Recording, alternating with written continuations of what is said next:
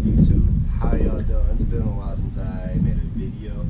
My bad about that. So that's what this video is about. Is to show y'all what I've been up to and kind of talk to y'all a little bit. My bad, this video is kind of long. I'm gonna kind of try to keep it short. First things first, Happy New Year. You know, it's like January, whatever. What is today? It's January 14th. So, Happy New Year. So where do I want to start?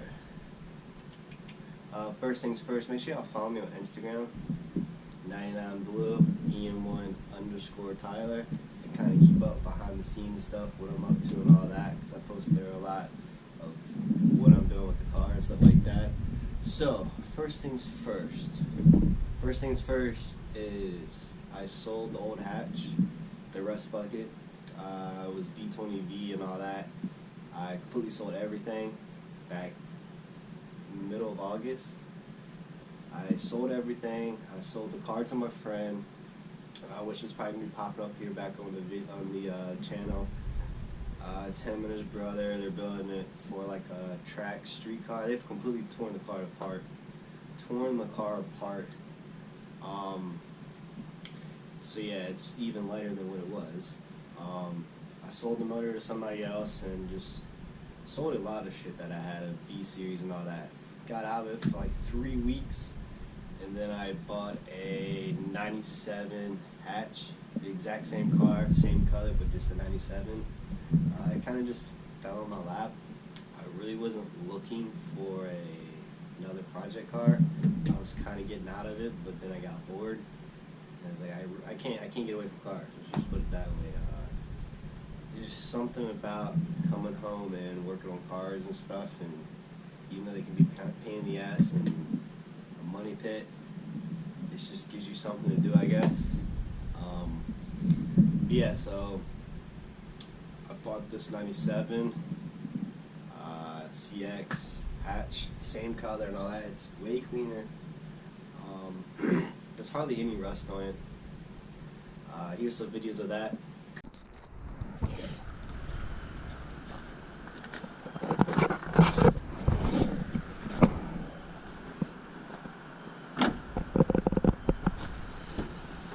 Alright, so has this little nick right here.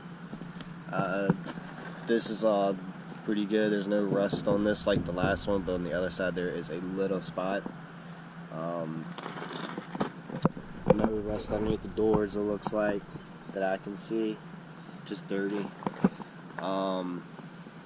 Interior is not bad on it.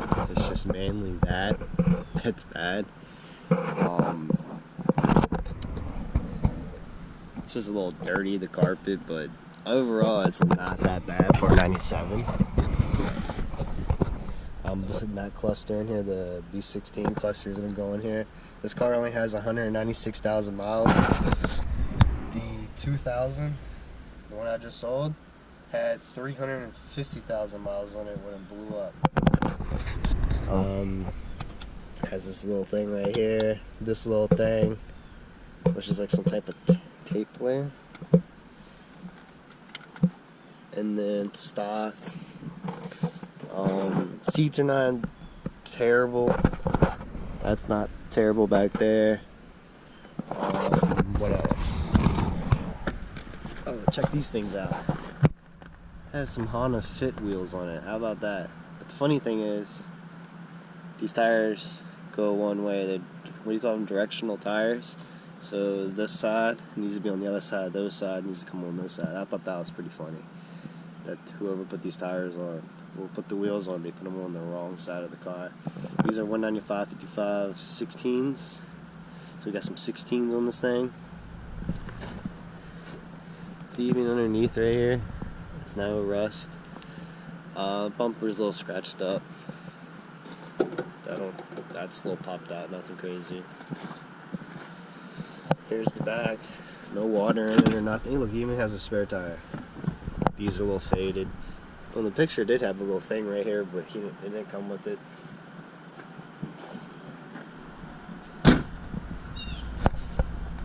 And then got this little piece, a little dent right here. and a little dent right here that I gotta fix. Nothing crazy though. The other one had a huge dent right here and rust all right here. But this ain't crazy.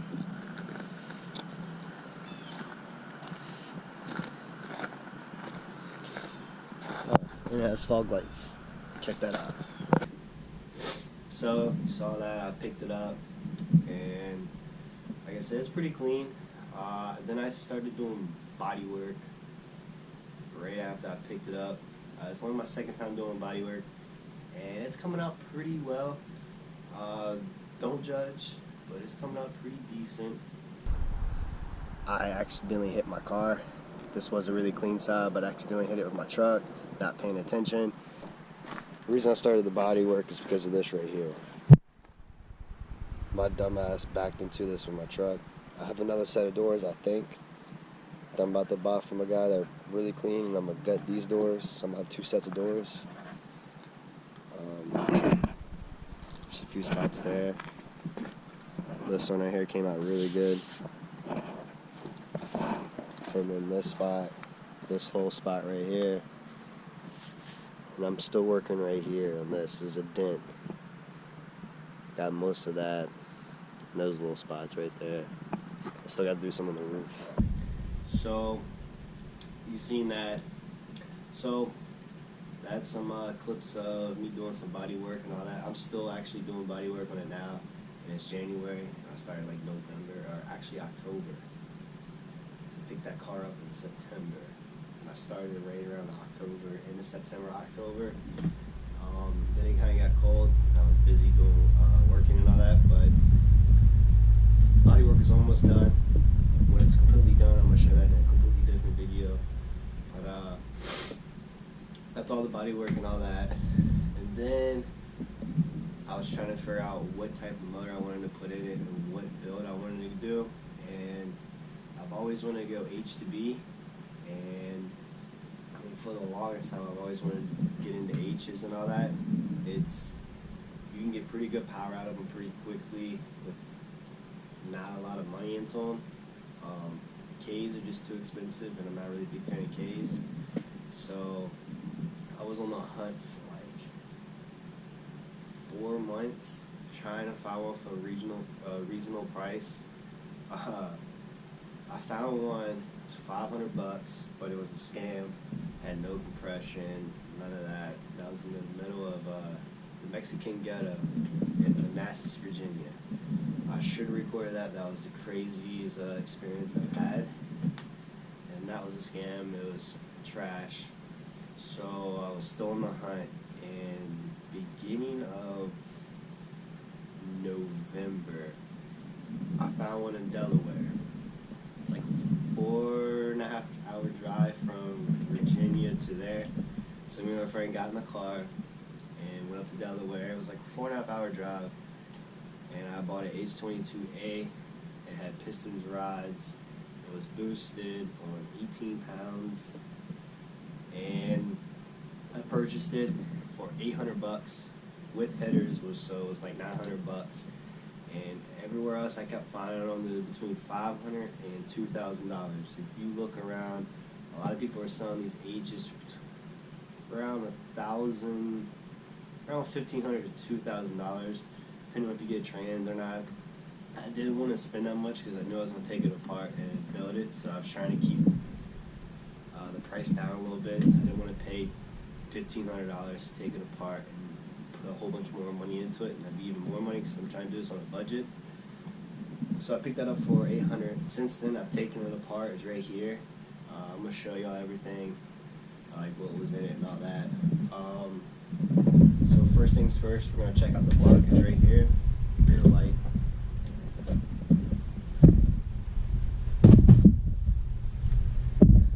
So here's the block, and as you can see, all that scratching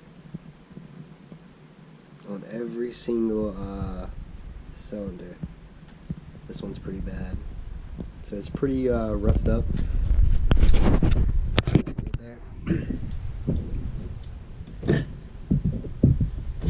So it's pretty roughed up on the cylinder walls. Right after I bought it, I started doing some research on them even more. I believe these come stock around, they say like 200 horsepower or some around there, like 180, 200 horsepower. But you can slap pistons in these and rods and slap a turbo in it and do some fuel and all that. You can get around 600 to 700 horsepower, like the Booster Boys on his hatch. He's got pistons and rods and turbo and some fuel and stuff like that. I mean, I've seen these people get pretty good horsepower of these for not a lot of money. It's like pretty much like K-Series, you just slap a turbo and you can get like 600 horsepower, 500 safely. But I found out you have to run a certain type of piston in this block because the type of metal that it's like made out of. These are JE pistons. And these are 10-to-1 compression, I believe.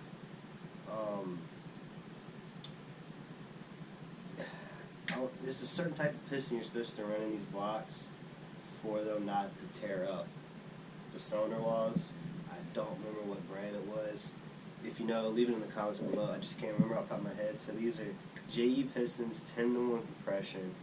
I think I'm going to do 11-to-1 compression, somewhere around there is what I want to do.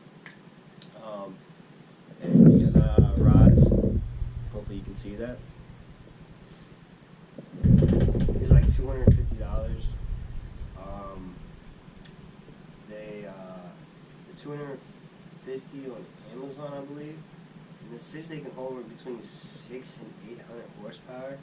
If anybody knows more about these rods, if y'all used them, anything like that, leave them in the comments below if these are worth keeping. I was looking at some like H2B rods and stuff like that, some different brands. So let me know on that if I should keep these to get around 600 horsepower ish is what I'm aiming for. Maybe 700. We'll see. Because I definitely need new pistons because it's pretty scratched up, pretty bad.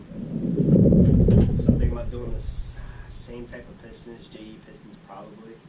I'm not 100% sure what pistons I'm doing, but I'm doing probably 11-to-1 compression, somewhere around there. Let me know about that too. What compression I should do, 10 or 11. I don't want to do 12. I don't think that's a little too high because I am boosting this. But yeah, that's the piston. And another thing is on these H's is the oil pump. When you get around like, I guess 800 plus. I've seen a lot of people get 800 out of these. They say they have no problem with them, but when you get around 1,000 horsepower, the oil pumps don't really keep up. So that's one thing you gotta replace. I think there is a company out there that is starting to sell the oil pumps, or about to. I gotta do some more research on that. But that's the pistons and rods, which has some pretty decent stuff in here.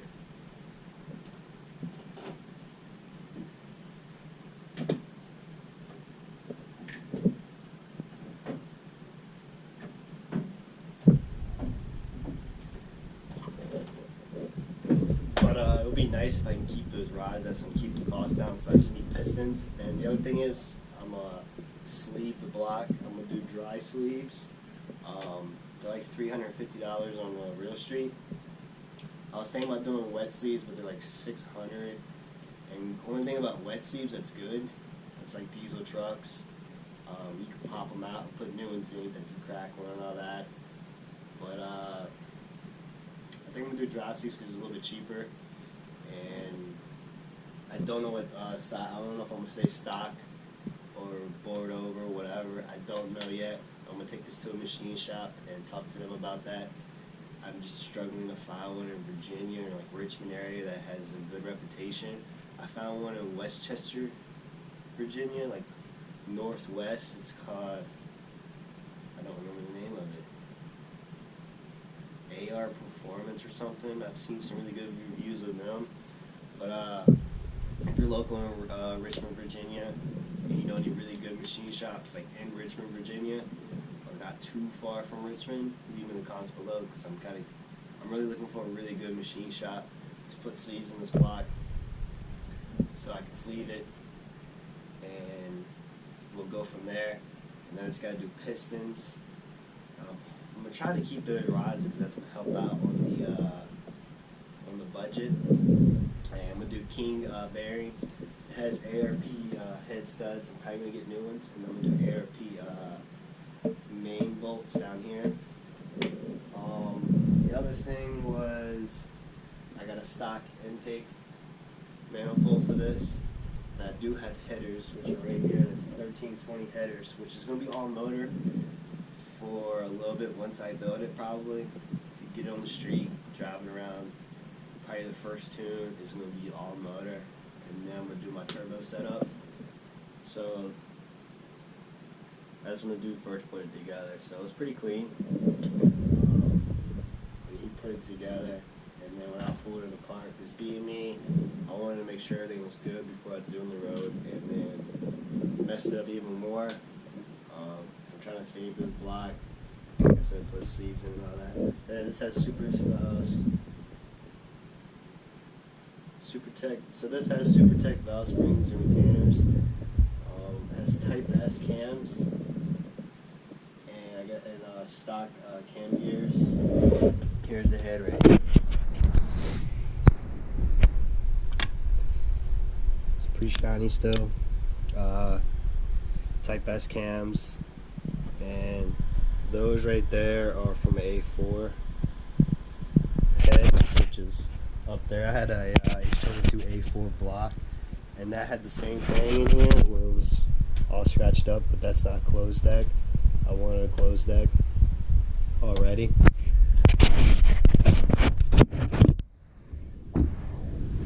So that's the main reason why I went with the H22A, which you get a lot more power out.